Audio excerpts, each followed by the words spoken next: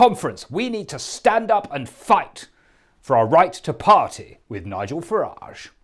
Thank you for that lovely introduction from my wife. It reminded me why I was first attracted to her, billionaire family. 3 cheers for GB News. 1 for every presenter they've sacked this week. But seriously, thank you to GB News. Thank you for everything you've done.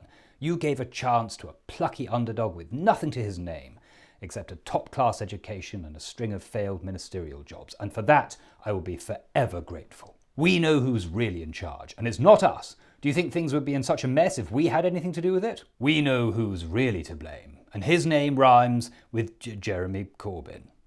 Jeremy Corbyn.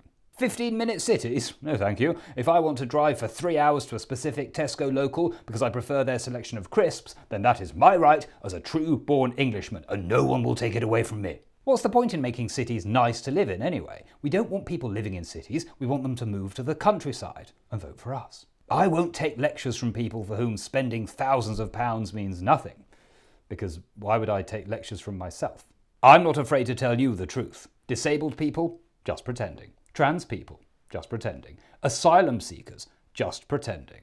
Now, some people would say that saying that makes me a bad person, but I don't care, because those people live in ivory towers with luxury beliefs, whereas I live in the gutter with the real people of this country.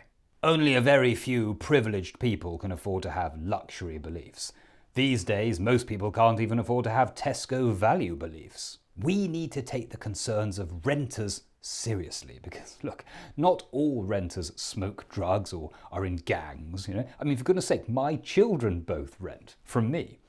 And yes, they are a bad example because they both smoke drugs and are in a gang, but the point still stands. We need to stand up and fight, because when we stand up and fight, the Labour Party rolls over and has a cup of tea. Do you know the only thing worse than tyranny? Woke tyranny, which is why we need real tyranny to deal with it. Labour want to ban meat, outlaw driving, replace teachers with drag queens, policemen with people smugglers, and most of all, they want to replace midsummer murders with naked attraction. Let's stop taxing and banning things, or at least start taxing things we don't use and start banning things that don't exist. I've taken the bold decision to cancel one big infrastructure project and replace it with loads of small infrastructure projects that won't happen.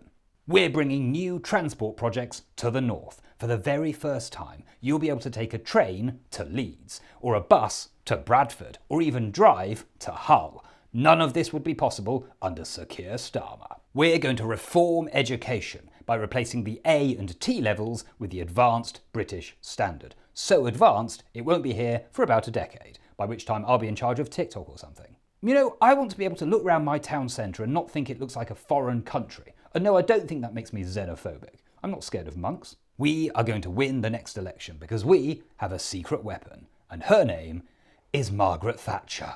We need to stand up and fight. I mean, seriously, does anyone want to fight? I've got a sword.